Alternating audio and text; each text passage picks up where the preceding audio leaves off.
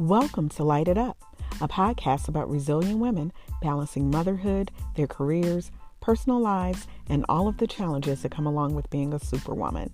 Each week, you'll be motivated to take action to lead, inspire, transform, and empower.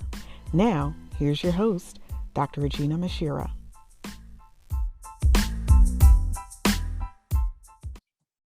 Hey everybody, welcome to another episode of Light It Up. I am your host, Dr. Aginah Musherah. I'm so excited about today's episode, as I am each and every episode. I want to thank you for tuning in last week and, of course, being back again this week. We are now in the second month of the year. It's February, the month of love and the month of Black History Month.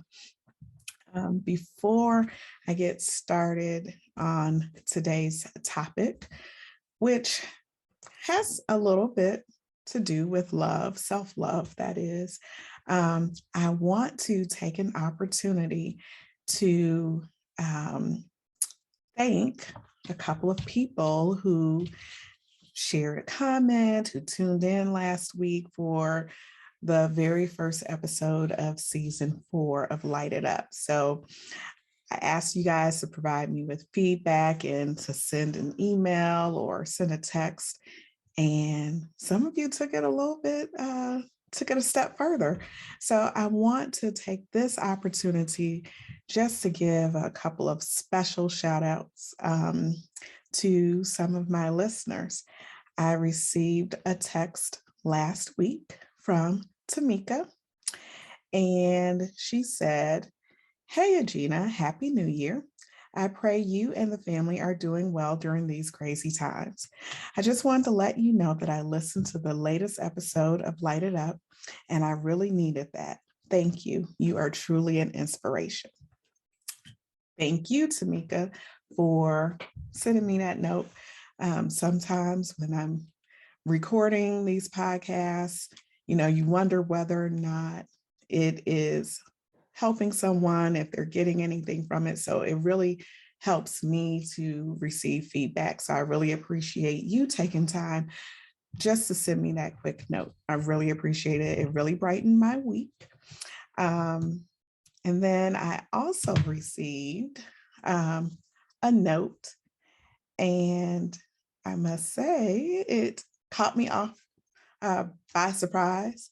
The note that I have here that I'm going to read, I also got these gorgeous flowers here, this bouquet. So this note says, "Congratulations on your 100th episode. May you remain humble and prosperous. Looking forward to the next 100 episodes. Keep up the good work and transparency." And that really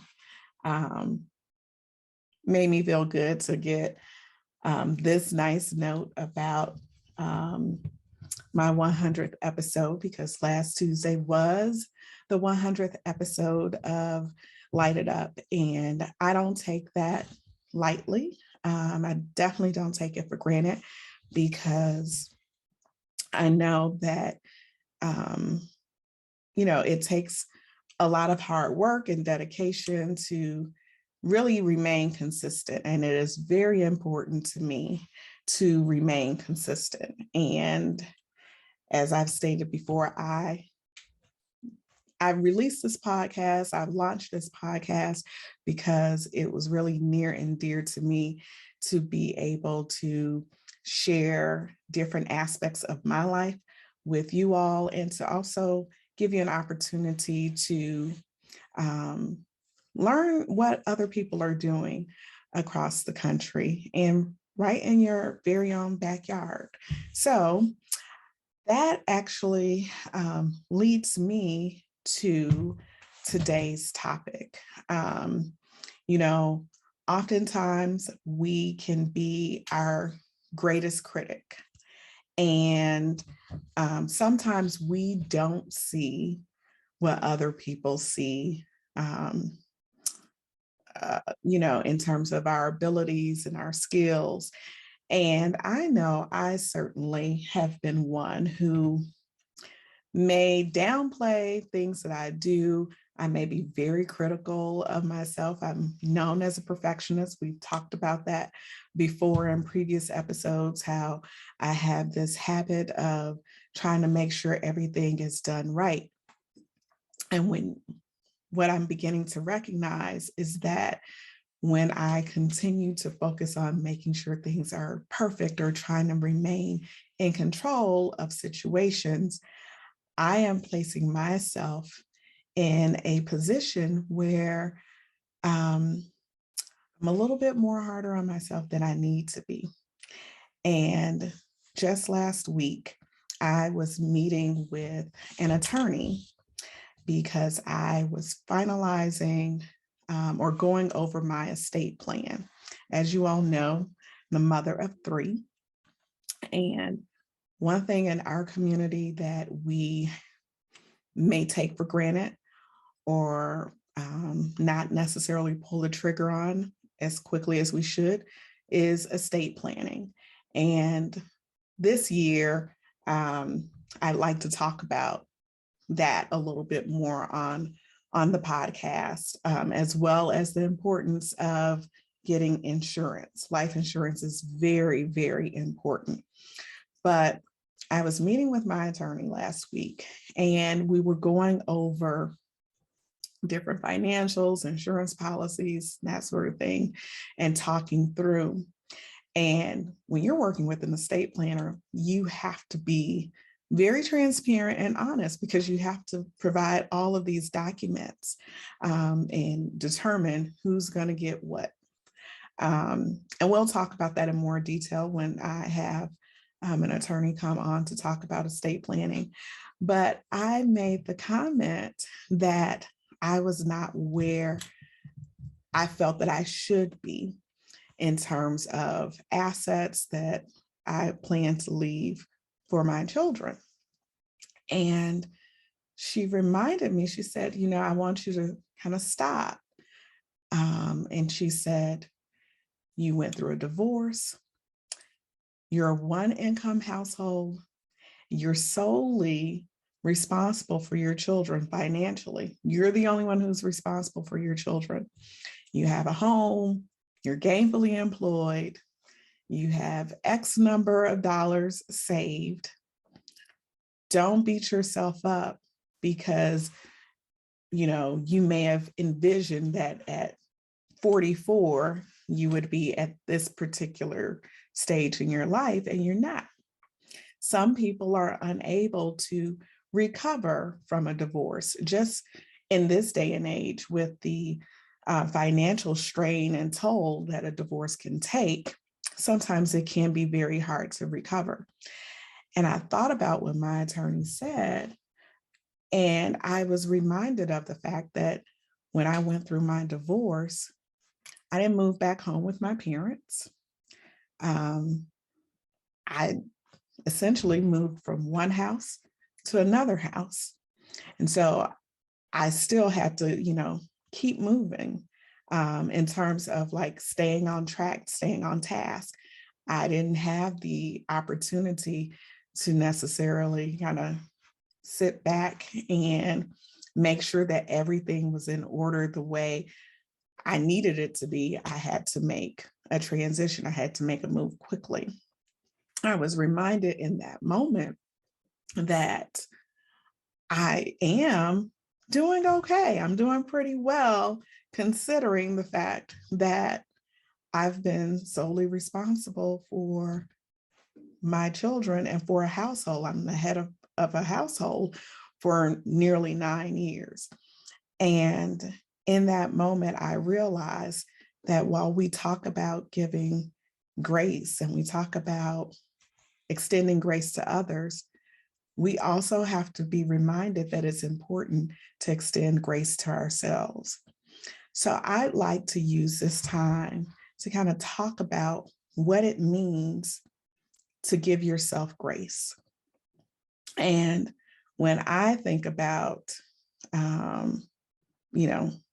grace, like I stated, I normally think about it in terms of giving other people grace. I've never really thought about it in terms of extending the very grace that I'm extending to others to myself.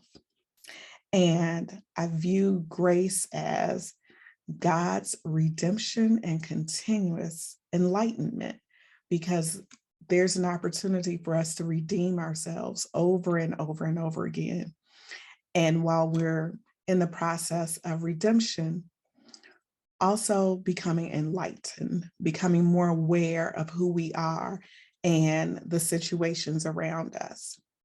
And so giving yourself grace is simply giving yourself permission to forgive yourself for mistakes that you've made, lapses in judgment, hurtful behavior, whether it's hurtful behavior to yourself or to someone else, because at the end of the day, nobody is perfect. And when I started this episode, I talked about how I've had this, habit of trying to make sure that everything is perfect. But once you realize that you're not perfect, I'm not perfect, none of us are perfect. We're going to all make mistakes as we venture this journey of life, but you have to make room to forgive yourself. And so I feel like we need to explore grace as a catalyst to be kind and gentle to ourselves as we move about and as we move throughout life.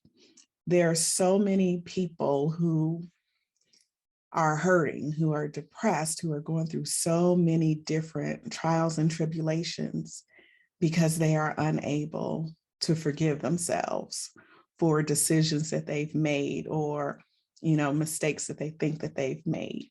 And it's very easy to come down on yourself when you've made mistakes. And I think that's simply because we're all human.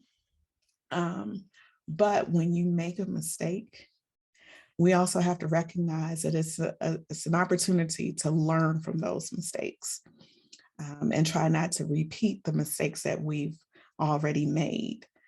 If we look at our lives and stop focusing on trying to make sure it's so perfect and realize that your life may be less than perfect, and that's okay. So maybe you're like me and you've got laundry that you've washed, you've put it in the dryer, but you don't like to fold clothes. So you have laundry that's piled up on your couch because you simply don't like to fold up your clothes. Maybe, you haven't paid your bills on time. I don't know. Maybe you haven't gone to the doctor and gotten that checkup that you needed to get. You have to recognize that sometimes you can come down on yourself and be hard on yourself. But you also have to learn how to take the necessary steps to change your behavior. And until you change your behavior, you can't expect there to be a different outcome. And so that's where grace comes in, giving yourself permission to accept where you are, the things that you've done, but also give yourself permission and time to make the necessary changes so that you can see a difference in your life. So I want to leave you with 5 different areas that I feel like you should focus on when it comes to recognizing how to give yourself grace and the importance of extending grace to yourself. First things first, there's no need to be perfect. Simply be real. There's no such thing as a perfect individual, but there is a such thing as someone who is real. So remember, you're not perfect. I'm not perfect. You're going to do something wrong. You're going to mess something up. You're going to make a mistake. The goal should not be perfection. The goal should be being genuine, being real. And somebody said that to me quite recently as well. They said they're looking for someone to be real. And that is so important because sometimes today we don't know what we're getting, if we're getting the real deal or not. Number 2, if you mess up, don't let yourself feel bad.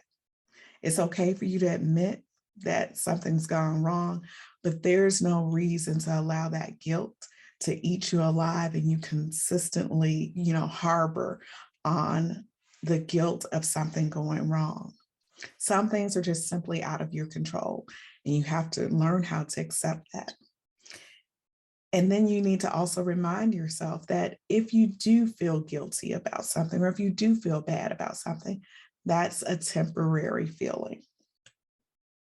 Number 3, give yourself permission to not do everything. You're one individual. Wearing the cape and being the superwoman, that's not going to get you anywhere. And again, when I say these things, I'm saying it for myself as well. I've talked about the superwoman syndrome before. It's okay not to be able to get everything done. Sometimes you just can't do it, and you need to leave things for the next day or when you can get to it. So make a list of things that you have to get done. And on one side of the list, you try and get so many items done, and then leave the remainder for the next day or the day thereafter. Number 4, never feel selfish for taking you time. So whether it means something as simple as getting a manicure or pedicure, whether it means taking a nap or saying no to your children or your significant other, as far as doing something for them, learn how to take time for yourself. I spoke with someone today and they said, if you just take an hour a week, something as simple as an hour a week of taking time for yourself, that is okay. It is definitely okay for you to take time for yourself and not feel bad about it. Number 5, do one thing a day that you are proud of. Maybe it's facing some type of fear. Maybe it's engaging in a hobby or just doing something that's going to bring you some type of joy. Do one thing that will give you some level of satisfaction. That will help build your confidence. That'll help you feel good about yourself.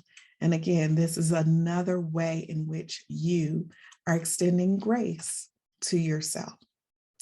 So I just wanted to share those quick pointers with you because we are all living in a time where we are under so much stress.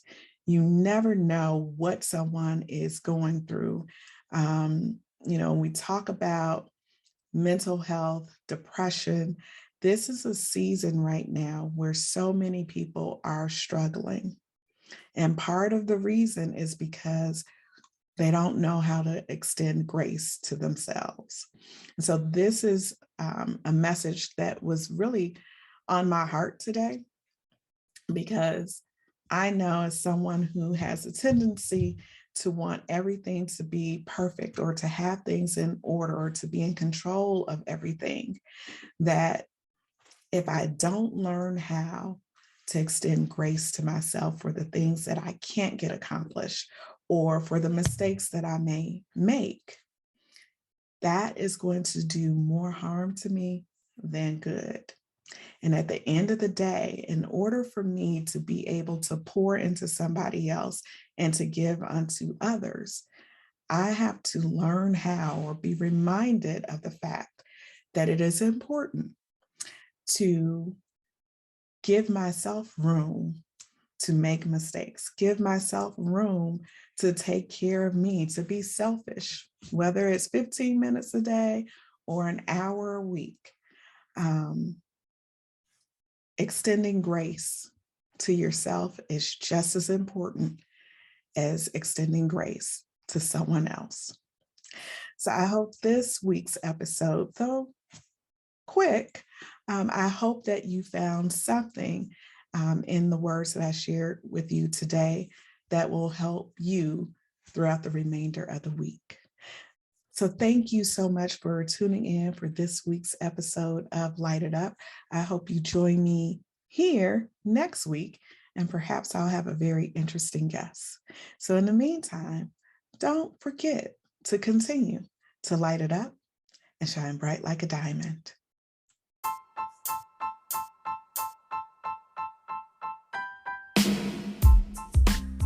Thanks for joining me this week on Light It Up.